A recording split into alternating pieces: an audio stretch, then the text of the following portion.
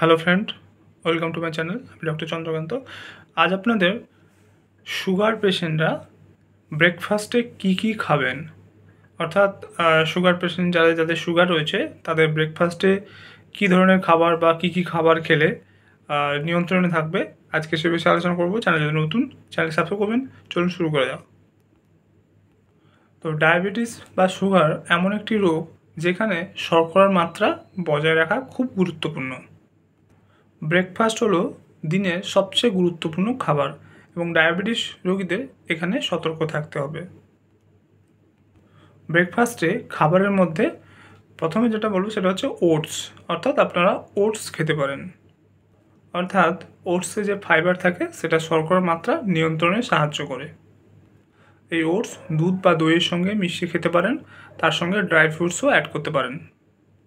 এরপর হচ্ছে ডিম, অর্থাৎ সুগার পেশেন্টরা ব্রেকফাস্টে ডিম খেতে পারেন এবং ডিমের মধ্যে ডিমের সেদ্ধ, ডিমের অমলেট কিংবা পোচ বিভিন্ন ধরনের খেতে পারেন, তবে ডিমের কুসুম কম খাবেন। প্রোটিনের একটা গুরুত্বপূর্ণ অংশ ডিম এবং এতে কার্বোহাইড্রেট কম রয়েছে।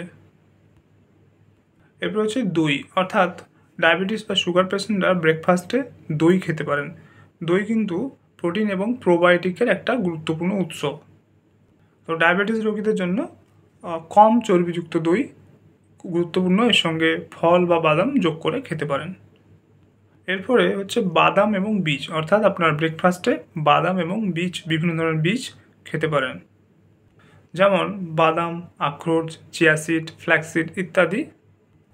তো এগুলোতে স্বাস্থ্যকর চর্বি থাকে, প্রোটিন থাকে এবং ফাইবার থাকে।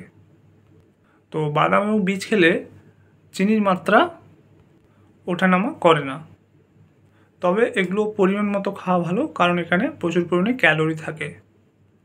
এরপর হচ্ছে সবুজ শাকসবজি, অর্থাৎ ডায়াবেটিস বা সুগার পেশেন্টরা ব্রেকফাস্টে সবুজ শাকসবজি খেতে পারেন, পালং শাক, মেথি শাক, ব্রকলি ইত্যাদি।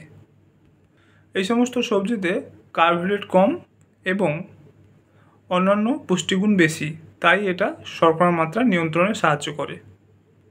এরপর হচ্ছে জোয়ার বাজরা রুটি, অর্থাৎ ডায়াবেটিস রোগীরা ব্রেকফাস্টে জোয়ার বাজরা রুটি খেতে পারেন, এটা ভীষণ উপকারী। এছাড়াও ডায়াবেটিস রোগীরা ব্রেকফাস্টে ছোলার ছাতু খেতে পারেন, পাকা পেঁপে খেতে পারেন, তরমুজ খেতে পারেন। তো আজকে জানলেন যে ডায়াবেটিস রোগীরা, সুগার রোগীরা ব্রেকফাস্টে কী খাবার খাবেন এবং কোন ধরনের খাবার খেলে সুগার নিয়ন্ত্রণে থাকবে। এটা কিন্তু একটা ইনফরমেশনাল ভিডিও। এছাড়াও এই সমস্ত খাবার যদি কারো অ্যালার্জি থাকে তাহলে ডক্টরের পরামর্শ অনুযায়ী খাবেন। আজকের ভিডিও এই পর্যন্ত। চ্যানেল নতুন, চ্যানেল সাবস্ক্রাইব করবেন, ভিডিওটাকে লাইক করবেন। Thank you for watching.